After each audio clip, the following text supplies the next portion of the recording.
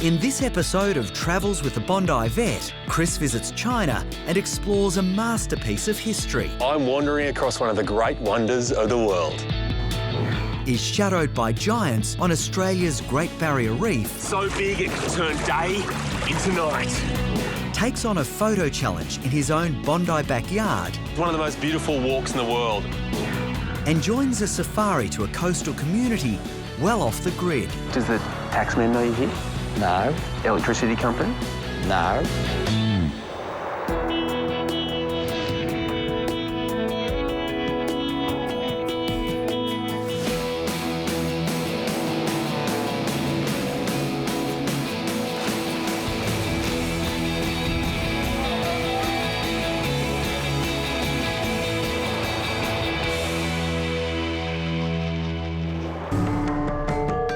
Beijing, home to over 21 million faces and packed with architectural marvels. It's a chaotic mix of old and new that's intoxicating for all the right reasons. To get here, I've flown Sichuan Airlines direct to Chongqing and made my way here to China's capital. Ni hao. Giving me a tour of this thriving metropolis is my SNA guide, Henry. You give me the full Beijing buffet, huh? Yes, yeah. All right, let's go. Let's do it. And if you've only got one day, a guided tour is the best bet to see everything the city has to offer. Beijing has a history of more than 3,000 years old. Your SNA tour will take you to all the famous sites that you have to see to believe. Tiananmen Square, where the People's Republic of China was founded, and the site of the 1989 protests.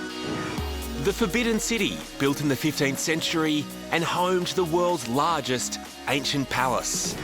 And the Temple of Heaven, a huge complex where emperors once made offerings to the heavens. Today the grounds are used for a slightly more down-to-earth purpose. What are you... Oh.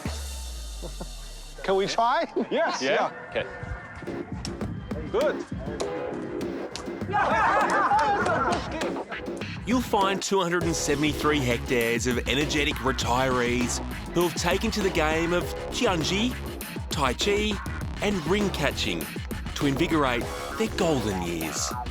And if you happen to be, say, over 6 foot tall, you may just come in handy to the locals.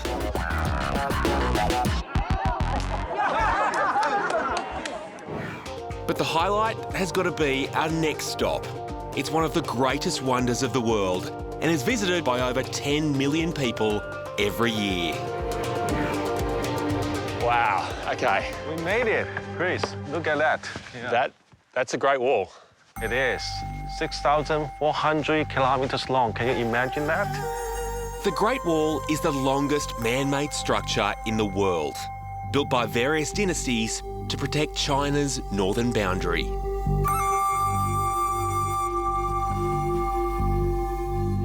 Hi, Chris. Look at all the steps. They are original. Really? Yeah, date back to 1530. So you can imagine how many warriors have been walking up and down every day.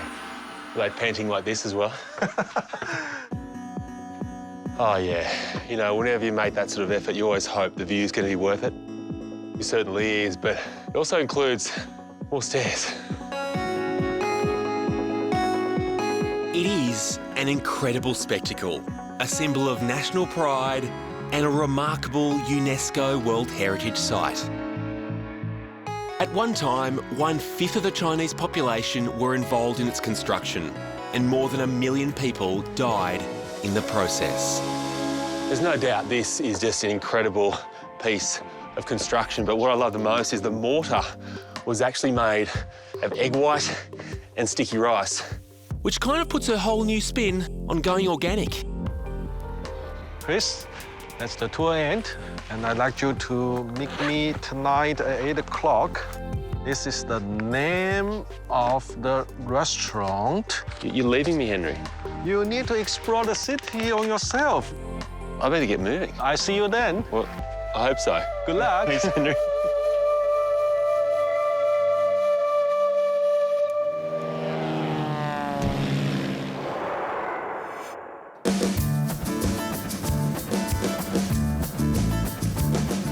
may just be a tiny island down there, but the waters around it are also home to one of the world's biggest fish. And I'm about to go down there and get up close and personal. I'm headed to Lady Elliot Island, about 370 kilometres north of Brisbane. The island is located on the southern tip of the Great Barrier Reef, and the waters here are teeming with all sorts of sea life, including the majestic manta ray. And the man who's going to take me face to face with these gentle giants is dive instructor Ryan. Hey, Ryan. Hey, Chris. Ryan, this island seems so peaceful, it seems so idyllic, yet I'm led to believe there are some large beasts lurking just out there. Well, the mantas we get here, the manta alfridae, which is the reef manta, they go up to about 5 metres, so they're a big animal. 5 metres? 5 metres from wingtip to wingtip. That's longer than most cars. They'll be nearly as big as the boat. Why are they congregating around this island? Where we're based, we're lucky enough where the East Australia Current runs down it. It forms an eddy just under the top of Fraser Island, comes in here and brings in that nutrient-rich water, so they seem to come here, congregate and feed and clean as well. And then do they move on or do they generally stay around here? They have tags, some, and they do run from Coffs Harbour all up to the Whitsundays. So we're about to go in the water. What is the ultimate manta ray experience out there? So hopefully we'll have some of that action where they'll just sit right above our head. It's been said they've got a brain about similar size to a small puppy, so they are very curious and they can be very playful. Puppies tend to chew everything, in my experience. These guys don't chew. They don't chew. No chewing, no chewing, but they'll come up really close, have a good look at you. You can see their eye or watch you. Let's get into it and hit the water. Let's do it. Even though today we're going out in a boat, you can actually swim with these manta rays right off the beach. Once we're off land, it doesn't take us long to find some action in the water. I can see a lot of splashing out here. Yeah, they're on the surface, they're having a feed. When you say they, that looks like sharks to me. Talking about mantas, Chris. They've got that dorsal fin on the back, and when their wings come out of the water, it does look like shark fins, but yeah, I can tell you they're definitely mantas. Promise me that? They're mantas. And since they feed close to the surface, we're starting with a quick snorkel. From a distance, these mantas appear like a ghostly spaceship. Looking down on them, you get a real sense of their majesty and how they gracefully glide through the water. But to get a sense of their immense size, you've just got to get closer. Okay, it's looking like they've gone deep. When they do that, they're ready to clean. That means I'm getting some scuba gear on and going down with them.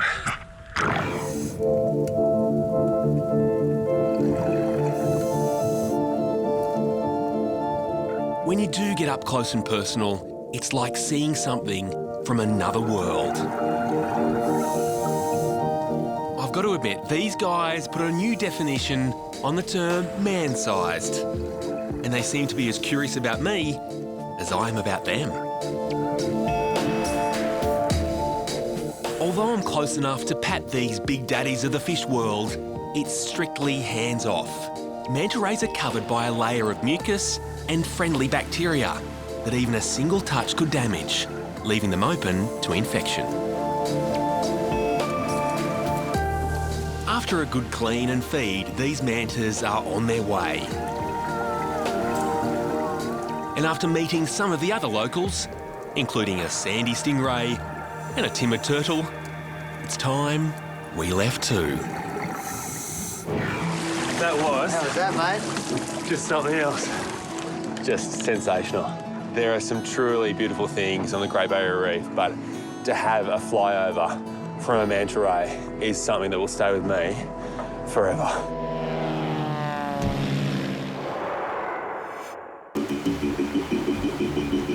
Okay, here's a little secret I may regret sharing with you. The reality is you don't need to travel all around the world to exotic destinations to take the best photos. Sometimes the best shots are in your own backyard. Today, I'm on my home turf of Bondi on the coast of Sydney. And I'm doing the iconic 6K Bondi to Coogee walk. But this isn't just a casual stroll. I'll also be challenging one of Australia's top photographers, Steve Bacon, to a photo shootout. Sorry to interrupt, mate. How are you? Hey, Chris. It's like pistols at dawn. It is. While Steve's undeniably a pro, I've got something to level the playing field. So here's the thing. Instead of the big beast you got there, we're going to use these Canon compacts. Oh, well, we can give it a crack, yeah. This popular walk features both modern and classic views of Sydney. And while it's beautiful on a sunny day, being a little more overcast will still make for some great photos. Just because I'm a local, I'm just thinking there's a really good view of the whole coast up there. Just so you can orientate yourself with the whole area. Maybe head up there and have a look. You might get some ideas. Yeah. First one to me. So I've sent Steve up the top of the hill with an ulterior motive. What I've seen is these clouds up here are amazing, but sometimes you need a subject in there to really make the shot. Yeah, just look out there, mate. Just see what I'm talking about? And just put your camera down just for a second. Just, yeah. Absorb it. Perfect.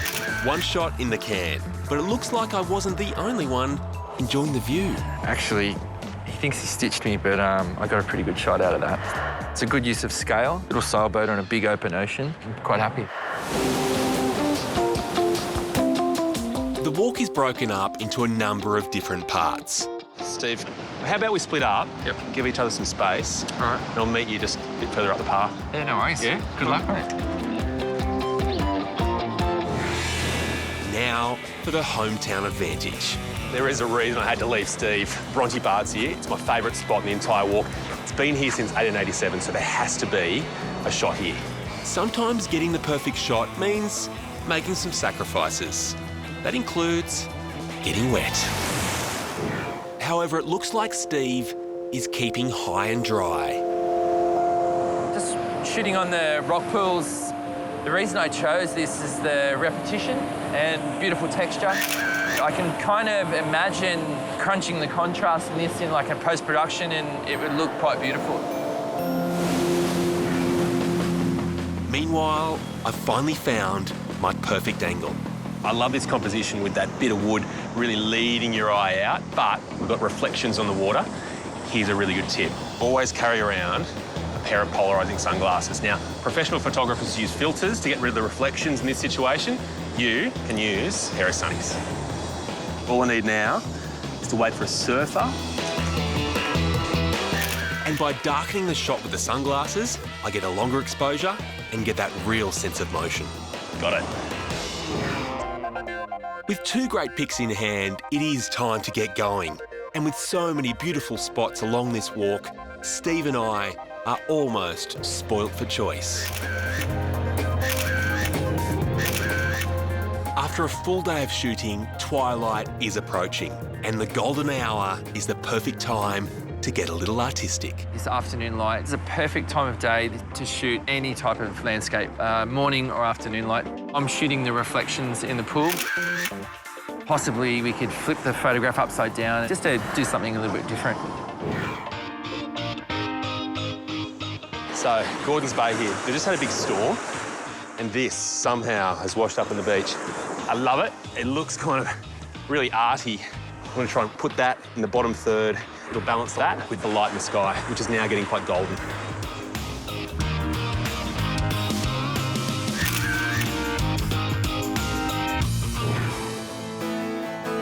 Steve, so look, I've been thinking. Okay. What do you say we just go for it? What I mean is just use any gear you want. Okay, righto. Just one shot to sum up the entire day. Sweet, mate. Excellent. Good effort, mate. Thanks. Good day. Yeah, See you cool, soon. mate. Take care.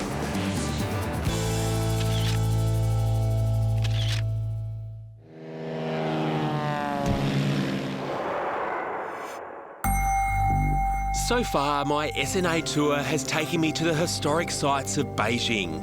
But now I've got until 8 p.m. to explore the city on my own. So I'm using my free time to step back in time. I've managed to wander my way into the hutongs, which is about as traditional as life gets in Beijing. But the only way to get around this place is with a traditional form of transport, which is a rickshaw. Now I just have to find one and not get hit by a bicycle or a person. And this is just the guy I've been looking for. Oh, could I get in? White shampoo. Okay. Okay.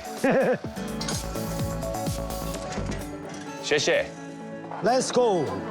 Let's go.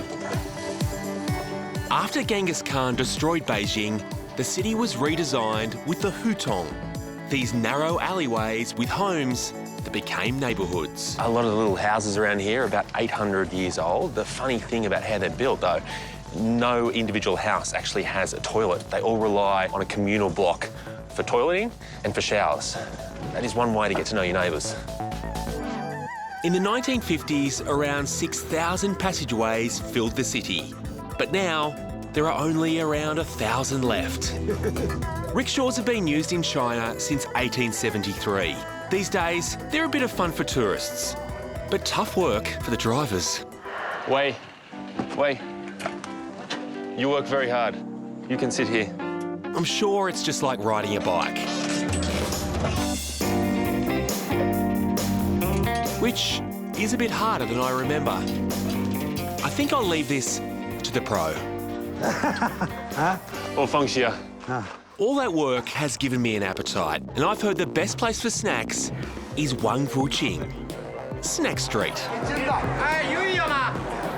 Now, Beijing is actually famous for this, which is Peking duck, but along here, kind of got a different take on specialty cuisine. From octopus to scorpion to bugs and starfish. Like an entire aquarium without the water. No. In China, you poke, you pay. Oh, spicy.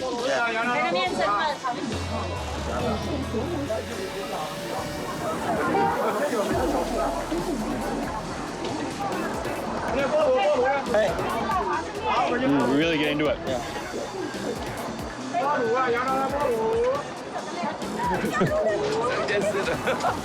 It's actually not that bad.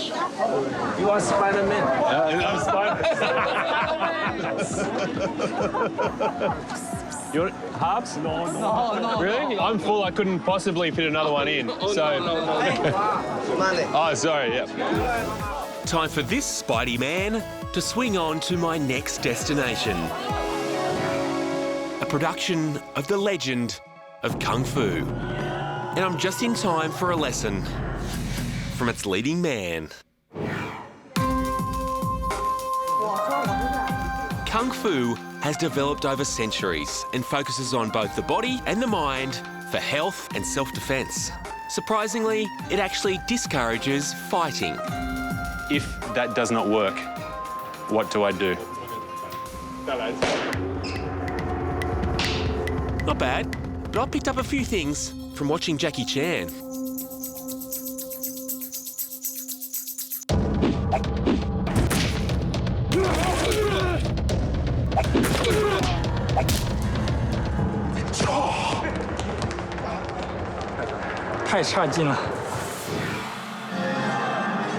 Maybe I should just watch the show.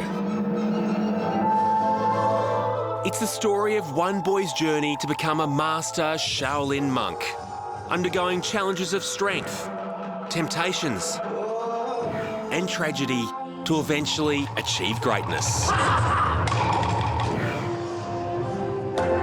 That was great, but it is nearly 8 as well, so we've got to go. Now to find this restaurant, and I can't eat soon enough. Do you know where that is? Turns out if you want to see all that Beijing has to offer in just one day, That's not it. you're going to need more than a crispy spider to keep you going. Share. This looks like the place. Guess it makes sense. The day ends the same way it started. Stairs. Henry. Hey, Chris, you made it. I did. Yeah, you must be hungry.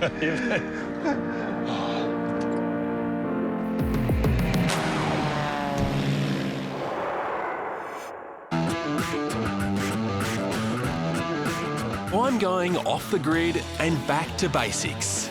No phone, no internet, and certainly no GPS. For that, I've headed to the Stockton Sand Dunes. about 2 hours north of Sydney.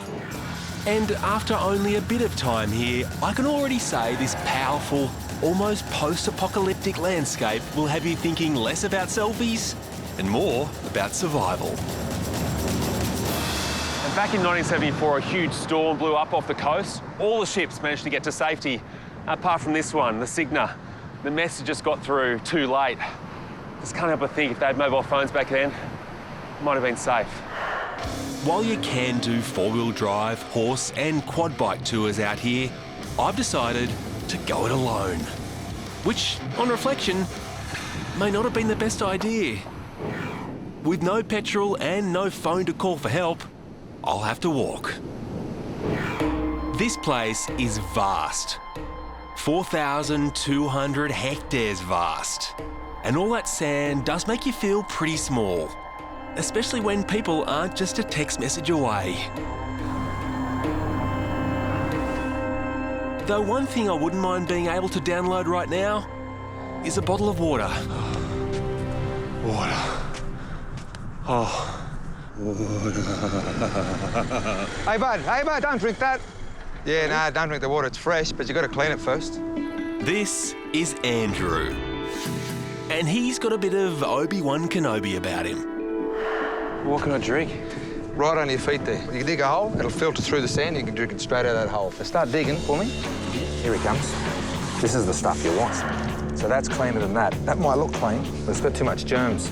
This has actually filtered it now.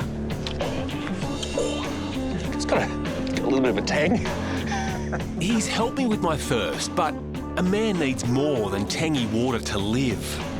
Oh, I'm kind of missing my online community. Is there like some other community around here which I can reconnect with? Up in the dunes some way there, you got Tin City. Highest peak, sand dune up here. Beeline it for that. Follow the yellow sand road. Good luck to you. That's it, straight ahead. And while it may seem like a mirage at first, this place is as real as it gets. What a place. It's this little town floating on a sea of sand. Tin City was built during the late 1800s to store provisions for shipwrecked sailors. Since the 1930s, it's been a squatters' camp and in a constant battle with the dunes. And luckily for long-time residents, Alwyn and Sandy, it hasn't been swallowed up just yet. Hey, sorry to interrupt. How are you? I'm all right. I'm Chris. You got to come to give me a hand. Oh, No, great. I'll tell you what, I just happen to have a spare shovel there, right? Yeah, and give you a hand with the shoveling of the sand, right? Yeah. If you are so hidden away out here, does the taxman know you're here? No, Electricity company? no. What about the postman? We had a letterbox, but we never got any mail. The only bloke that's found us is the bloke that does the census. Alan, are you on Facebook? No. What's a Facebook? Twitter? No. Do you know what a hashtag is? What are you talking about? What could possibly be happening out there that's that important that I need a mobile phone? Going home a different man, Alan. All right.